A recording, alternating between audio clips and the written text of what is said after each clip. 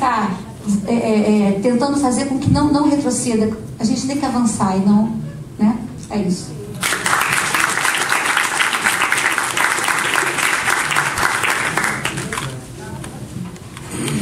Bom, 3 minutos.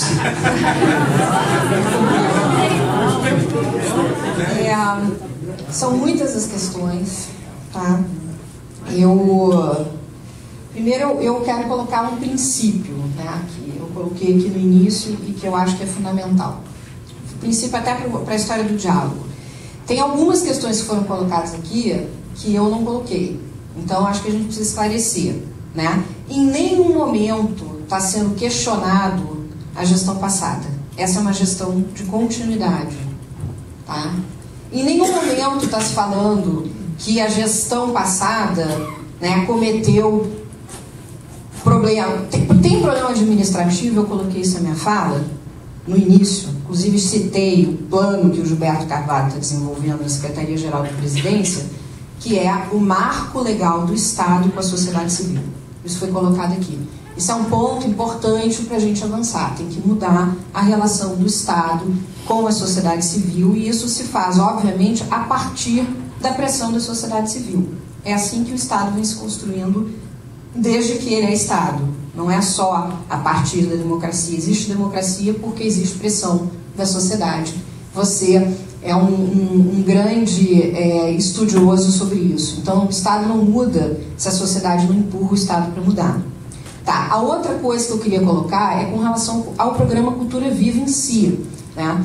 Não existe possibilidade de ter retrocesso.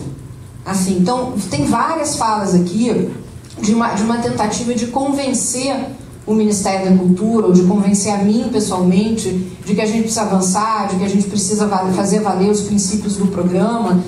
Isso não está colocado, gente. Tá? Desde o princípio, eu vou manter essa fala, isso está sendo publicado em várias redes. O programa Cultura Viva permanece como uma prioridade do Ministério da Cultura na gestão da ministra Ana Holanda. Tá? Isso é uma coisa que não tem restrição. A gestão compartilhada, o programa existe em função de uma relação com as representações, com os pontos. Acho até que teve uma fala aqui fundamental quando se traz a questão dos jovens. Tá? É importante a gente ouvir também, tá?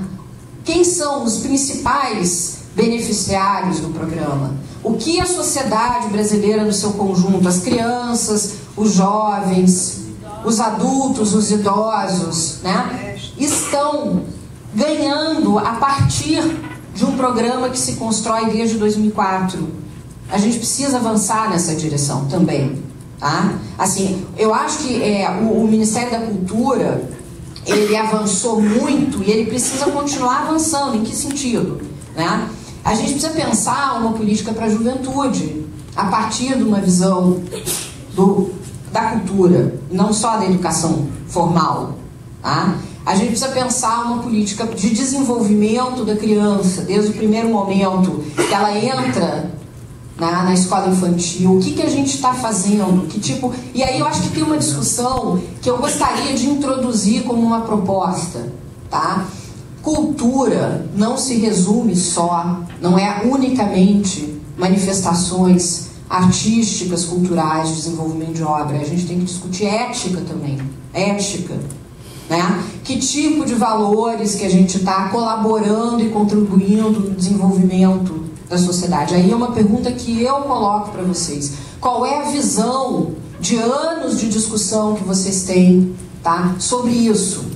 Tá? O que a gente observa na sociedade brasileira hoje e como que a gente pode contribuir para melhorar, tá, a cabeça dos jovens, das crianças, para que eles respondam de uma forma mais solidária, tá, menos violenta, mais participativa, mais corresponsável, sabe, com cuidado com os pais, com os avós, não importa. Essa é uma discussão que eu considero, e tenho certeza que toda a equipe do Ministério da Cultura considera uma coisa fundamental.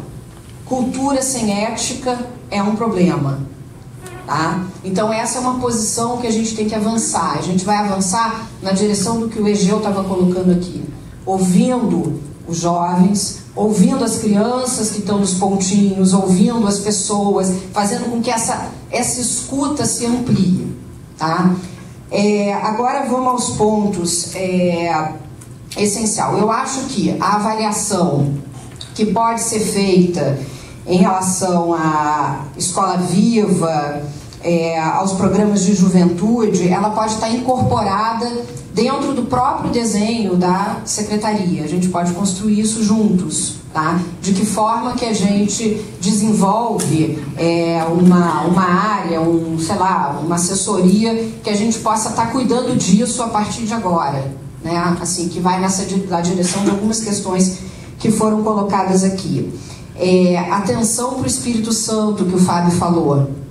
Eu acho essencial, eu acho que todos os estados, na verdade, a gente hoje aqui no Rio de Janeiro e São Paulo, são os estados, né, que tradicionalmente, historicamente, né, conseguem se mobilizar e se organizar melhor. Tem muitos estados que a gente precisa também estar junto, conversando.